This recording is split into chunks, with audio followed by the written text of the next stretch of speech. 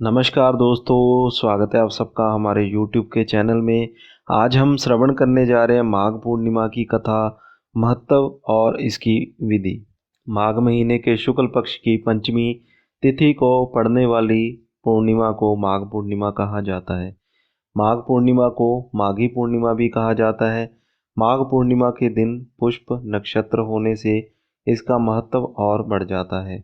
माघ पूर्णिमा के दिन व्रत रखने से कई यज्ञों का फल प्राप्त हो जाता है। माघ मास में देवता मनुष्य रूप धरकर पृथ्वी पर आते हैं और प्रयाग में स्नान दान करते हैं।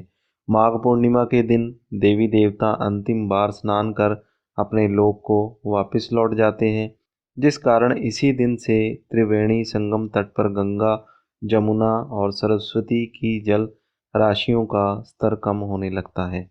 माघ पूर्णिमा के दिन प्रयाग में त्रिवेणी पर स्नान करना अत्यंत शुभ माना गया है।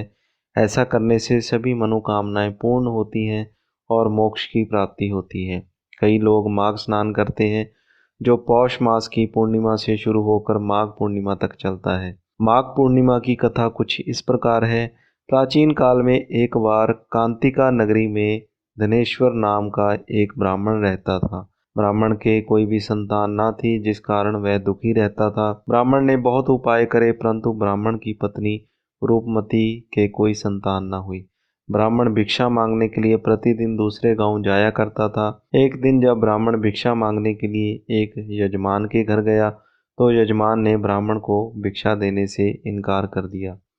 यजमान ने कहा कि हे ब्राह्मण देव, मुझे क्षमा करें, मैं आपको भिक्षा नहीं दे सकता, क्योंकि आपके कोई संतान नहीं है तथा मैं निसंतान को दान नहीं करता हूँ, इसलिए आप मुझे क्षमा करें। परंतु यजमान ने निसंतान ब्राह्मण को एक सलाह दी कि वह चंद्रिका देवी अर्थात काली माँ का उपवास करे।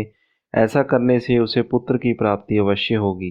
ब्राह्मण और उसकी पत्नी रूपमती ने काली माँ की पूरी श्रद्धा भक्ति भाव से भक्ति करी, जिससे माँ काली ने प्रसन्न होकर उन्हें दर्शन दिए और वरदान दिया कि तुमको संतान की प्राप्ति होगी। जिसके पश्चात उसकी पत्नी रूपमती गर्भवती हो गई और माँ काली के आशीर्वाद से उनके एक पुत्र हुआ और उन्होंने उस पुत्र का नाम देवदास रखा। माघ पूर्णिमा के दिन सूर्योदय से पहले उठकर स्नान आदि करें। जो लोग नदी में स्नान नहीं कर सकते हैं, वह पानी में गंगा जल मिलाकर घर पर ही स्नान करें। सूर्य मंत्र के साथ सूर्य देव को अर्घ्य देना चाहिए। इसके पश्चात भगवान विष्णु की पूजा करनी चाहिए। माघ पूर्णिमा के दिन उपवास करना चाहिए। व्रती को दिन भर उपवास करने के बाद शाम को चंद्रमा को अर्घ्य देने के बाद ही भोजन ग्रहण करना चाहिए। दिन में एक बार ही भोजन करा जा सकता है। इस दिन भगवान सत्यनारायण की पूजा की जाती है।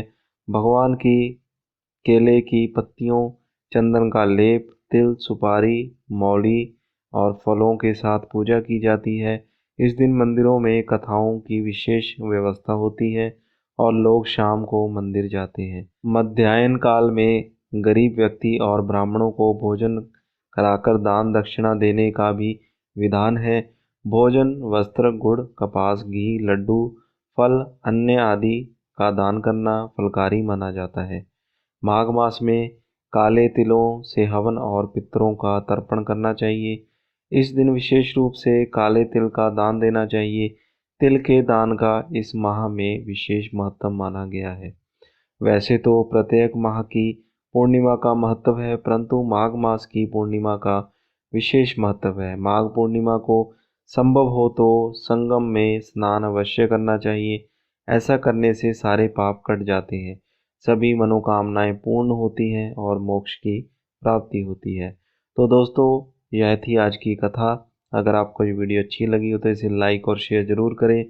अगर आपने अभी तक हमारे चैनल को सब्सक्राइब नहीं किया तो अब भी कर लीजिए और साथ में दिए गए बेल आइकन को दबाना ना भूलें।